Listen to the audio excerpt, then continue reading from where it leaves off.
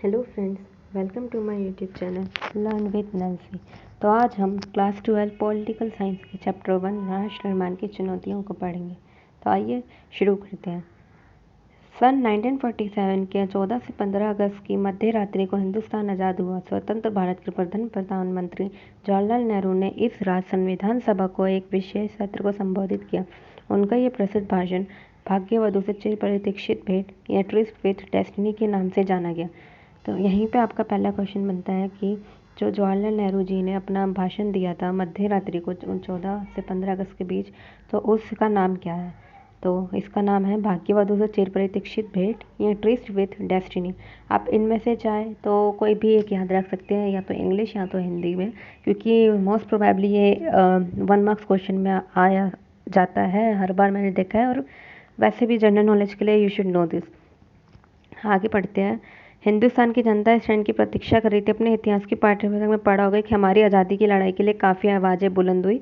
बहरहाल दो बातों पर सबकी सहमति थी। पहली यह बात थी कि आज़ादी के बाद देश का शासन लोकतांत्रिक सरकार के जरिए चला जाएगा, और दूसरी यह है कि सरकार सबके भले के लिए काम करे।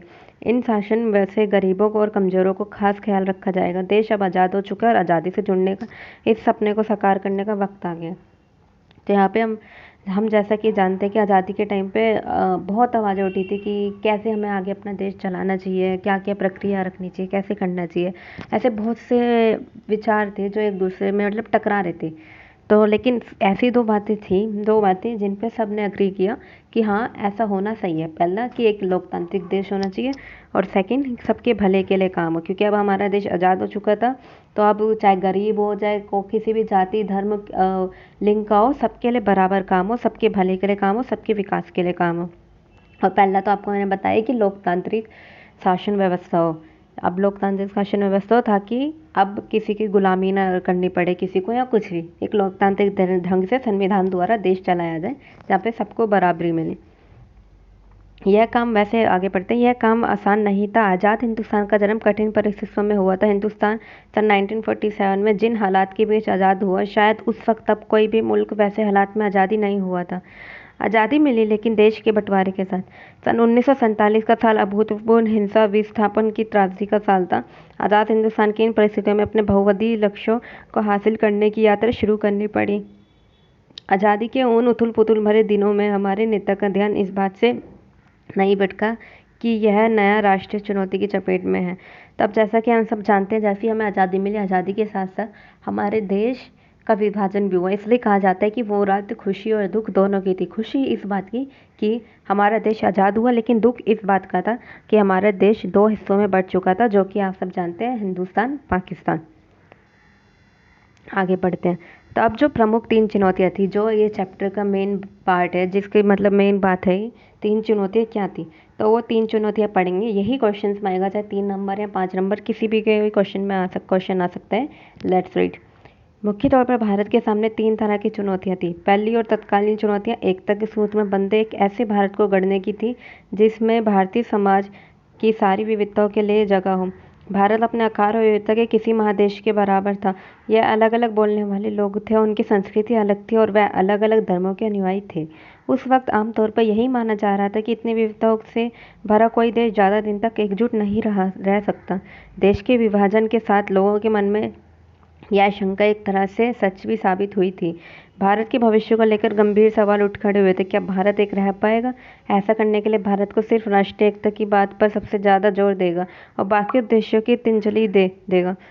क्या ऐसे हर क्षेत्रीय और उप क्षेत्रीय पहचान को खारिज कर दिया जाएगा? उस वक्त का सबसे तीखा चुभता हुआ सवाल यह भी था कि भारत की क्षेत्रीय अखंडता कैसे रहेगी। तो हम जैसा कि जानते हैं कि पहली चुनौती ये थी कि एकता के सूत्र में बांधे रखना। हमारा देश कितने विविधताओं वाला देश है, यहाँ पे अलग अलग धर्म जाति के लोग हैं, अलग अलग संस्कृति के लोग हैं। कि अब तो पहला सबसे बड़ा जो क्वेश्चन उठता था, सबसे बड़ी चुनौती उठती थी, वो यह थी कि भारत अपने देश को, अपनी क्षेत्रीय अखंडता को बना रख पाएगा। क्या वो देश को एकता के सूत्र में बांध पाएगा या नहीं? ये सबसे बड़ी चुनौती थी और सबसे पहली। अगली चुनौती ये थी कि दूसरी चुनौती लोकतंत्र को कायम करने की थी। आप भारतीय संविधान के बारे में पहले ही पढ़ चुके हैं। आप जानते हैं कि संविधान मौलिक अधिकारों की गारंटी दी गई है और हर नागरिक के मतदान का अधिकार है। भारत ने संसदीय शासन पर आधारित प्रतिनिधित्व मूलक लोकतंत्र को अपनाया। इन विशेषताओं से यह बात सुनिश्चित होती है कि लोकतांत्रिक ढांचे के भीतर राजनीतिक मुकाबले होंगे। लोकतंत्र को कायम रखने के लिए लोकतांत्रिक संविधान जरूरी है, लेकिन इतना पर काफी है। चुनौतियों की यह भी थी कि संविधान के मेल खाता लोकतांत्रिक वैसे बर्ताव चलन में आएगा।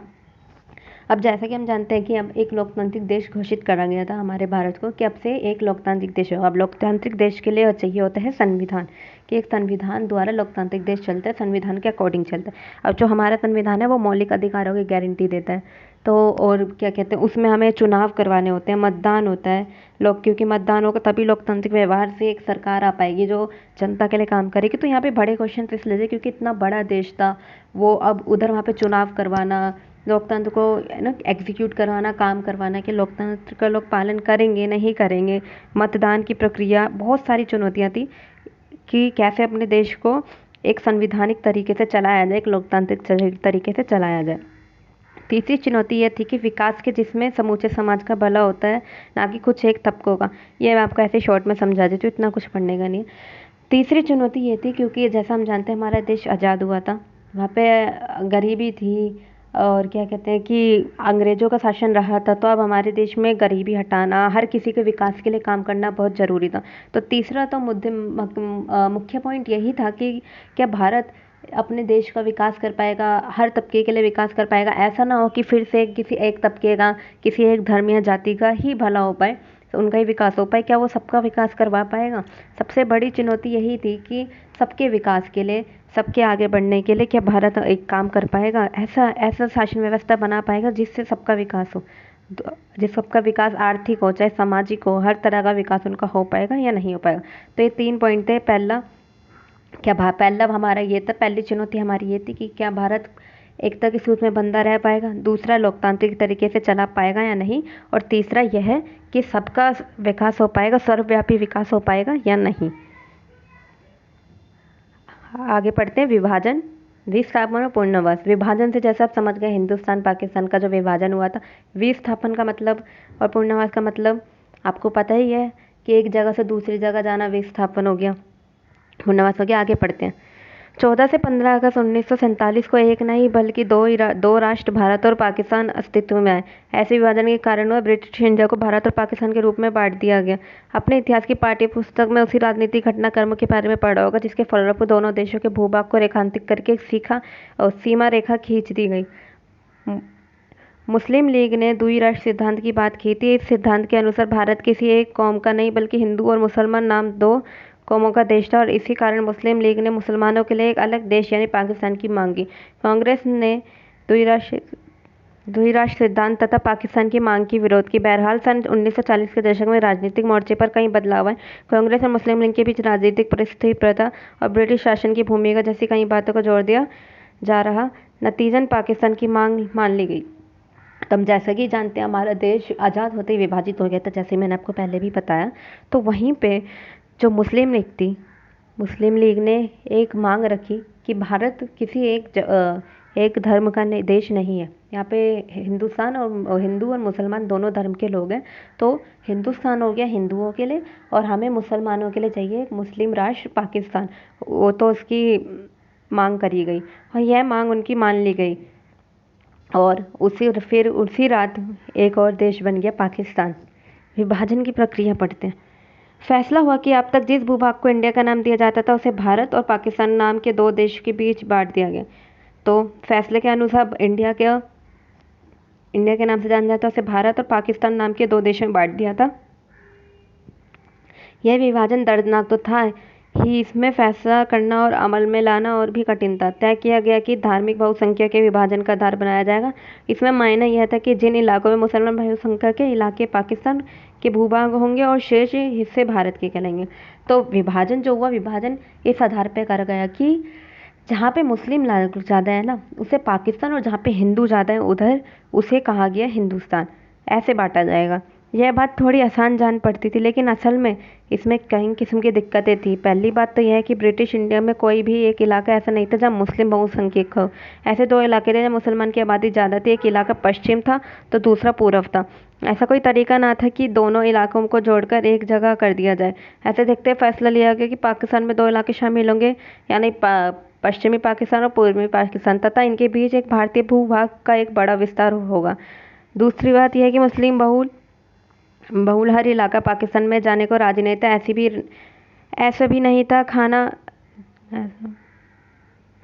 खान अब्दुल गफ्फार खान पश्चिमोत्तर सीमा प्रांत के नवनिर्विवाद नेता थे। ये 1 नंबर में आएगा, नोटिस कर लीजिएगा।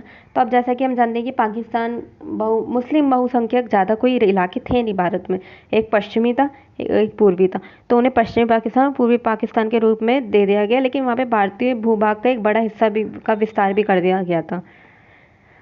उनकी प्रसिद्ध सीमांत गांधी के रूप में थी और वह द्विराष्ट्र सिद्धांत के एकदम खिलाफ थे। हाँ जी, तो ये जो थे हमारे कांगे नेता अब्दुल गफ्फार खान पश्चिमोत्तर सीमा प्रांत के निर्विवाद नेता थे। वो जो पश्चिमी प्रांत के जो नेता थे अब्दुल गफ्फार खान, वो सीमांत गांधी के रूप में थे, मतलब गांधी जी को बहुत मानते थे, द्विराष्ट्र सिद्धांत के एकदम खिलाफ थे। संयोग से उनकी आवाज़ का अनदेखी की गई। पश्चिमी उत्तर सीमा प्रांत को पाकिस्तान में शामिल कर दिया गया। वो मना कर रहे थे मगर उनकी नहीं सुनी गई और पश्चिमी उत्तर सीमा प्रांत को पाकिस्तान के रूप में शामिल कर दिया गया था। तीसरी समस्या यह थी कि ब्रिटिश इंडिया के मुस्लिम बहुल प्रांत पंजाब और बंगाल में एक हिस्से बहुसंख्यक गैर मुस्लिम आबादी वाले थे। ऐसे में फैसला हुआ कि इन दोनों प्रांत में बंटवारा धार्मिक बहुसंख्यक के आधार पर होगा। इसमें जिले अथवा निचले स्तर पर प्रशासनिक इलाकों का आधार माना गया। 14-15 अगस्त 1947 को मध्य रात्रि तक ये फैसला लिया गया। इसका मतलब हुआ कि आज़ादी के दिन तक उन लोगों को यह पता नहीं था कि वह भारत के या पाकिस्तान के। पंजाब और बंगाल का बंटवारा विभाजन की सबसे बड़ी त्रासदी थी। तो इसमें सबसे पहली जो चुनौती रही थी, सबसे विभाजन की प्रक्रिया रही थी, वो पहले तो भाषा के आधार पर रही थी। ये सुनने में आसान, भाषा नहीं सॉरी धर्म के आधार पर रही थी। सुनने में आसान था लेकिन बिल्कुल नहीं था, क्योंकि बहुसंख्यक ज़्यादा हिंदू थे और मुसलमान कुछ ही इलाकों में थे। सेकेंडली ये था कि अब 2 इलाकों में थे, वो बिल्कुल ही अपोजिट पड़ता था। पश्चिम हो गया और पश्चिम और दूसरा पड़ गया, इसलिए वो भी काफ़ी मुश्किल था। और तीसरा यह था कि तो ब्रिटिश इंडिया के मुस्लिम बहुल प्रांत पंजाब और बंगाल में थे और उधर काफ़ी सारे वो हिंदू भी थे। तो अब जो हिंदू और मुसलमान थे उनको यही नहीं पता था कि 1947 तक की मध्य रात्रि तक उन्हें यही नहीं पता था वह हिंदुस्तान के निवासी हैं या पाकिस्तान के। और यही इस विभाजन की सबसे बड़ी त्रासदी साबित हुई। यहीं से सब कुछ शुरू हुआ। इसी समस्या से जुड़ी हुई चौथी और विभाजन की सबसे अबूझ कठिनाई अल्पसंख्यक की थी। सीमा के दोनों तरफ अल्पसंख्यक थे। जो इलाके अभी पाकिस्तान में थे वहाँ लाखों के संख्या में हिंदू और सिख आबादी थी। ठीक इसी तरह पंजाब और बंगाल के भारतीय भूभाग में भी लाखों की संख्या में मुसलमान थे। तो जैसा कि हम सब जानते हैं कि कहीं पे अल्पसंख्यक हिंदू थे, कहीं पे अल्पसंख्यक मुस्लिम थे। तो पाकिस्तान में भी कई लाखों की संख्या में हिंदू और सिख वहाँ पे थे।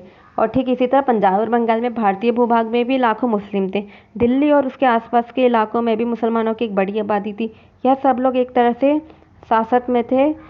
इन लोगों ने पाया कि हम तो अपने ही घर में विदेशी बन गए। जिस जमीन में पर वह और उनके पूर्वज सदियों से आबादी से रहे और उसी जमीन पर वह विदेशी बन चुके। जैसे ही यह सब बात साफ हुई, देश का बंटवारा होने वाला है, वैसे ही दोनों तरफ के अल्पसंख्यकों पर हमले होने लगे। कोई भी इस बात का अनुमान नहीं लगा सका कि यह समस्या विकट रूप धारण कर ले जा रही है।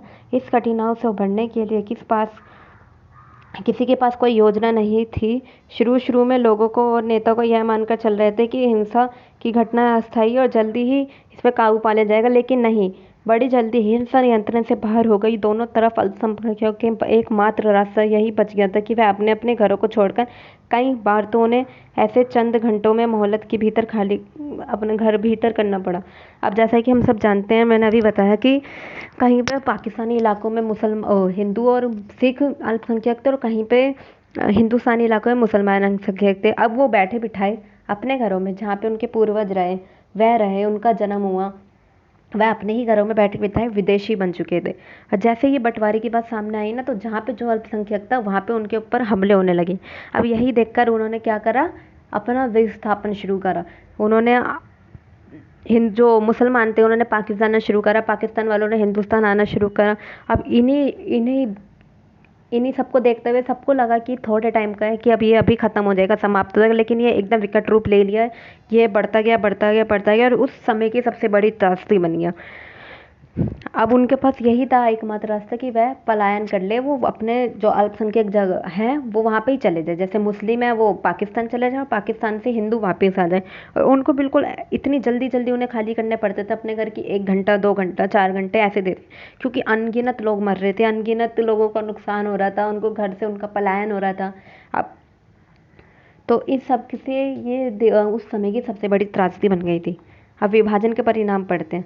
आपको विभाजन आई होप समझ आ गया होगा। कोई क्वेश्चन हो तो मेरे से पूछ लीजिएगा कमेंट्स में। सन 1947 में बड़े पैमाने पर एक जगह की आबादी दूसरी जगह जाने को मजबूर हुई थी। जैसा मैंने आपको बताया कि एक जगह आबादी दूसरी जगह जाने लगी थी, सब पलायन करने लगे थे। आबादी का ये स्थानांतरण आकस्मिक, अनायोजित और त्रासदी से भरा था। मानव इतिहास का अब तक का क्या सबसे बड़ा स्थानांतरों में से यह एक था।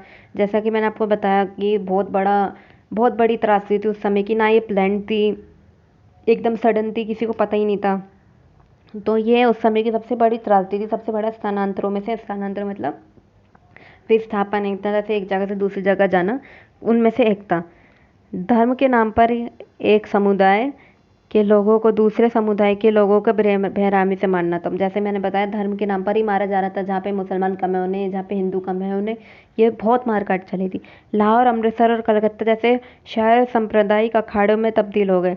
अब जो सबसे ज़्यादा मारकाट लाहौर, अमृतसर और कलकत्ता में हुई थी, ये भी आप याद रख सकते हैं। जिन इलाकों में ज़्यादातर हिंदू अथवा सिख आबादी थी, उन इलाकों में मुसलमानों ने जाना छोड़ दिया था।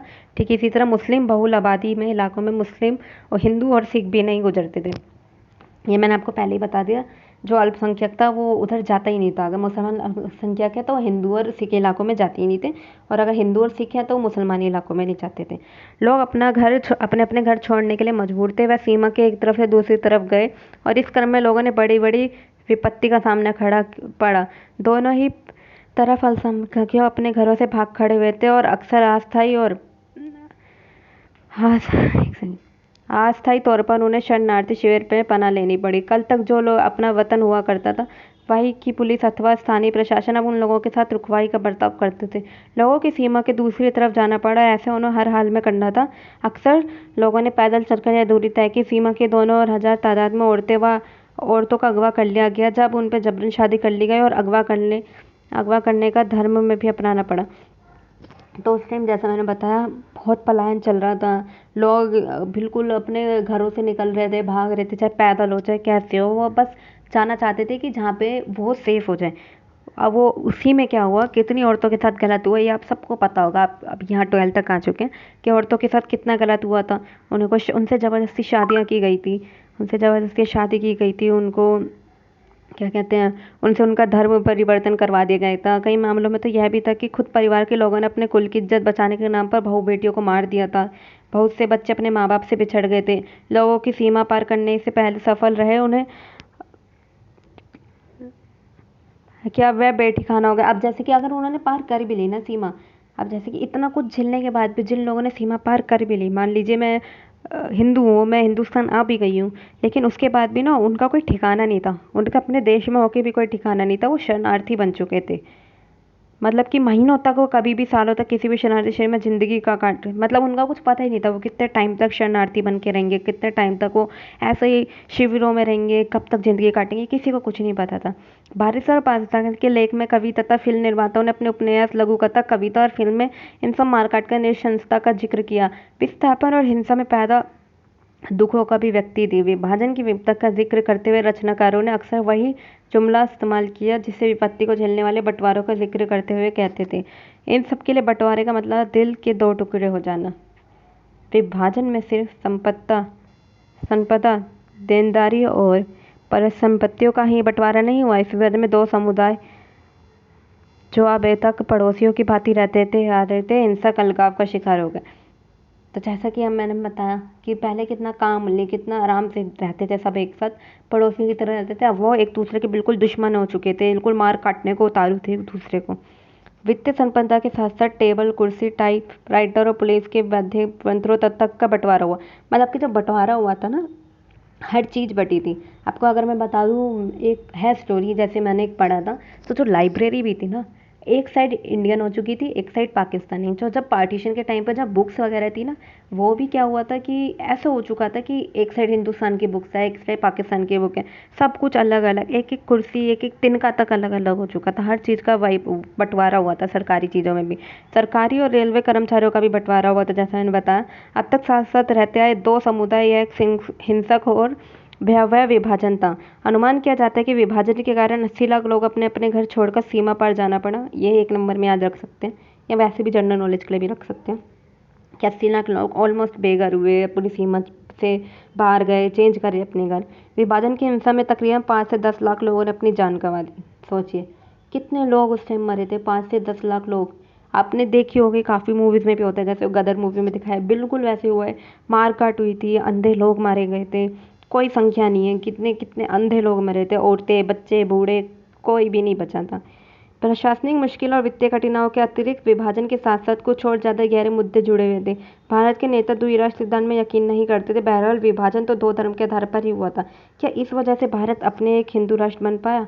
विभाजन के दौरान बड़ी संख्या में मुसलमान आबादी पाकिस्तान चले। इसके बावजूद 1951 के वक्त भारत की कुल आबादी में 12% मुसलमान थे। ऐसे में सवाल यह था कि भारत अपने मुसलमान नागरिकों तथा धार्मिक अल्पसंख्यकों मसलन सिख, ईसाई, जैन, बौद्ध, पारसी और यहूदियों के साथ क्या बर्ताव करेगी। बंटवारे के साथ कारण हिंदू और मुसलमान के बीच तनाव पहले ही कायम था। तब जैसा कि हम जानते हैं, अब द्विराष्ट्र सिद्धांत पे बढ़ तो चुका था, चाहे भारत को पसंद था या नहीं था, बढ़ चुका था। लेकिन अभी भी ये सवाल बाकी था कि जो हमारे अल्पसंख्यक हैं, जो जैसे कि मुसलमान, सिख हो गए, जैन, बौद्ध, पारसी, यहूदी जो भी थे, उन सबके साथ भारत का बर्ताव कैसा रहेगा। क्या वह उनके साथ भेदभाव करेंगे या उनको भी समान अधिकार देंगे? यह भी एक क्वेश्चन उठा था। इसके बाद विभाजन के बाद हिंद संघर्षों के साथ प्रतिस्पर्धी राजनीतिक हित जुड़े थे। मुस्लिम लीग का गठन मुख्य रूप से औपनिवेशिक भारत में मुसलमानों के हित की रक्षा के लिए हुआ था। मुस्लिम लीग मुसलमानों के लिए अलग राष्ट्र की मांग करने का एतबार, जिन्ना भी इसी में थे, मुस्लिम लीग में मांग करने का एतबार से अग्रणी थी। ठीक इसी तरह कुछ और संगठन हैं जो भारत के हिंदू राष्ट्र बनाने के लिए हिंदुओं का लामबंद करने की कोशिश में लगे थे। बहरहाल भारत को कौमी सरकार के अधिकतर नेता सभी नागरिकों को समान दर्जा देने के हामी में थे, चाहे नागरिक किसी भी धर्म के हो। अब जैसे कि जो क्वेश्चन उठ रहा था कि भारत किसका मतलब कैसा बिहेव करेगा, कैसे उनके साथ करेगा, तो भारत ने मतलब भारत के मोस्टली लोग उनको बराबर हक देने के लिए तैयार थे।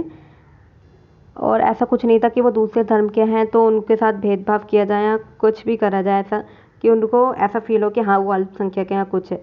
राष्ट्र के रूप में नहीं देख भारत के एक ऐसे राष्ट्र के रूप में नहीं देखना चाहते थे जहाँ धर्म के अनुयायी के दूसरों धर्म, हाँ, तो भारत को हम ऐसे देश में नहीं देखना चाहते थे जहाँ पे किसी भी धर्म के साथ भेदभाव हो। चाहे नागरिक किसी भी धर्म का हो, माने उसका दर्जा काफ़ी नागरिकों के, किसी भी धर्म का हो, सबके नागरिक के बराबर होगा। चाहे वो जैन हो, बौद्ध हो, मुस्लिम हो, कुछ हो, सब हिंदू के बराबर होंगे, सबका सेम दर्जा होगा। नागरिक की कसौटी धर्म को नहीं मानी जाएगी। मतलब नागरिक को किसी भी तरह के धर्म से नहीं हम तोलेंगे, कुछ नहीं ऐसा होगा। और एकदम धर्मनिरपेक्ष राज्य बनाया जाएगा। धर्मनिरपेक्ष राज्य देश को कहा जाता है। आगे अगर आप पॉल साइंस लेंगे तो उसमें आपको समझ में आ जाएगा, राज्य मतलब देश। धर्मनिरपेक्ष राज्य के रूप में हमारे आदर्श धर्मनिरपेक्ष रूप में हमने मनाया था। जैसे आपको पता है संविधान है, लोकतांत्रिक धर्मनिरपेक्ष एक राज्य है हमारा भारत, वो ही इसमें बताया गया है।